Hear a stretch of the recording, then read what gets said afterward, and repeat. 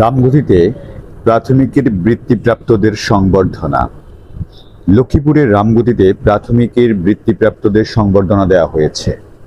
শনিবার 25 জুলাই সকালে আলেকজান্ডার বিজ্ঞান ও প্রযুক্তি স্কুল অ্যান্ড কলেজের আয়োজনে স্কুলের হলরুমে বৃত্তিপ্রাপ্ত শিক্ষার্থীদের সংবর্ধনা সভা অনুষ্ঠিত হয়।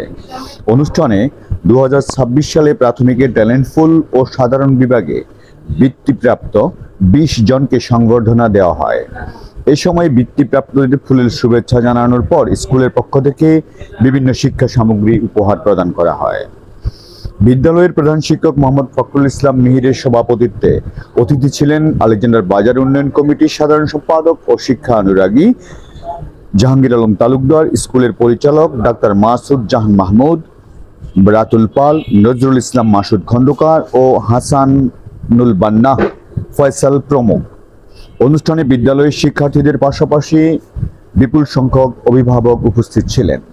প্রসঙ্গত, উপজেলায় প্রাথমিকের মোট 141 জন বৃত্তিপ্রাপ্ত হন, তার মধ্যে 55 জন ট্যালেন্ট পুলে এবং 86 জন সাধারণ বিভাগে বৃত্তিপ্রাপ্ত হন। আমাদের প্রতি আপনাদের যে দায়বদ্ধতা, ওইটা আপনাদের কাছে আমরা আমাদের নিবেদন জানাবো, বাকিটা আপনাদের ইচ্ছা। আসলে আমাদের এই স্কুলের যে শুরুটা, এই শুরুটা আপনারা তো যারা এখানে পরিচালক বৃন্দ আছেন, আপনারা মনে হয় একটা রিফ্লেক্ট পেয়েছেন।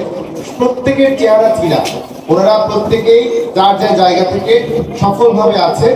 শুধুমাত্র রামগতির মানুষের আমার প্রতিষ্ঠানের 1/3 ইনকাম বাচ্চাদের থেকে আসে, 2/3 ইনকাম আমার পরিচালক বৃন্দ পকেট থেকে বহন করতে হয়। এখনো আপনারা যদি আন্তরিক না থাকেন, আন্তরিকতা আমাদের রামগতির অভিভাবক বৃন্দ বা শিক্ষক বৃন্দ আমাদের প্রতি আন্তরিক না থাকে, এই সেবাটা পরিচালনা করার জন্য, দীর্ঘস্থায়ীভাবে পরিচালনা করার জন্য আমাদের জন্য অনেক কঠিন হয়ে যাবে। আমরা আমাদের সর্বোচ্চ লেভেলে চেষ্টা করে যাচ্ছি। অনেকের ব্যক্তিগত বেতন থেকে অর্ধেক টাকা আমাদের দিয়ে দিতে হচ্ছে শিক্ষকদের ক্লাস পরিচালনা, ক্লাস পরিবহন এগুলো খরচ করতে গিয়ে। আমরা কিন্তু তারপরে দমছি না, আমরা দমবো না।